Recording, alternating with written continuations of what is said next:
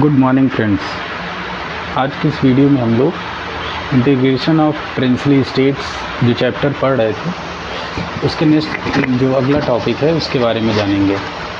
अभी तक हम लोगों ने पढ़ा कि इंडिपेंडेंस के बाद किस तरह से प्रिंसली स्टेट का इंटीग्रेशन स्टार्ट हुआ, जिसको लीड कर रहे थे सरदार वल्लभ भाई पटेल।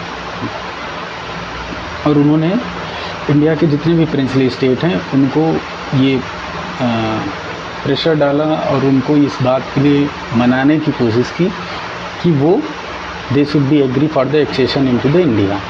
लास्ट टाइम हम लोगों ने पढ़ा था हैदराबाद के बारे में। आज का जो वीडियो है वो है मणिपुर स्टेट के बारे में। तो हैदराबाद के जो कि लार्जेस्ट प्रिंसली स्टेट था उसके एक्सेशन के बाद जो स्पेशल केस है वो है एक मणिपुर स्टेट का।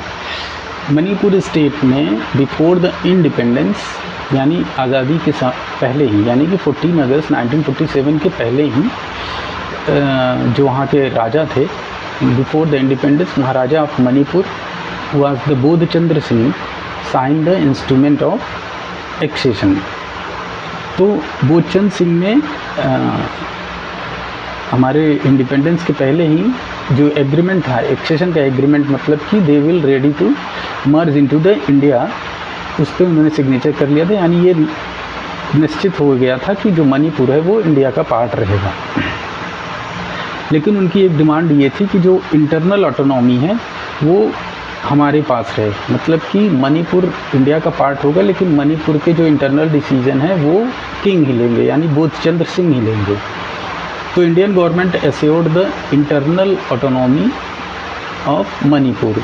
इंडियन गवर्नमेंट ने उनको एश्योर किया कि जो मणिपुर है उसकी इंटरनल ऑटोनॉमी किंग के पास रहेगी, यानी बोधचंद्र सिंह के पास ही रहेगी। वो उसको एडमिनिस्ट्रेशन उसका और रूलिंग वो करते रहेंगे, बस ये पार्ट होगा इंडिया का।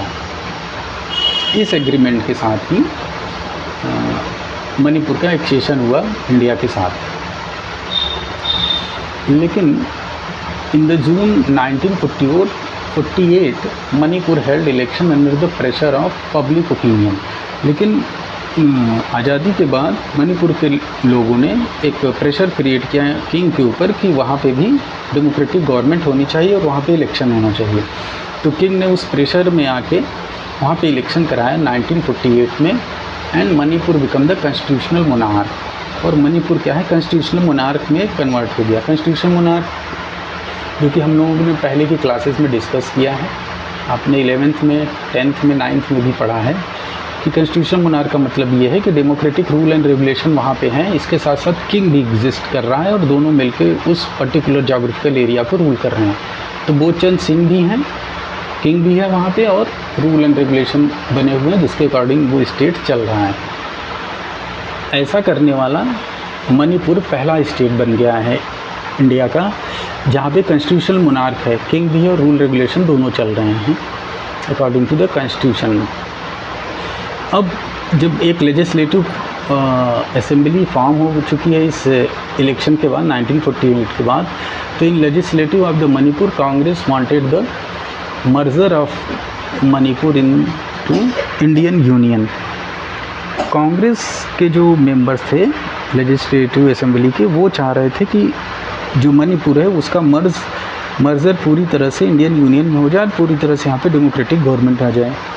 कुछ जो लोकल वहाँ पे पार्टीज़ थे, वहाँ की रीजनल पार्टियाँ थी, उनके जो लीडर थे वो चाह रहे थे कि कॉन्स्टिट्यूशनल जो वहाँ पे किंग हैं वो बने रहें, यानी कॉन्स्टिट्यूशनल मोनार्क वहाँ पे रहे।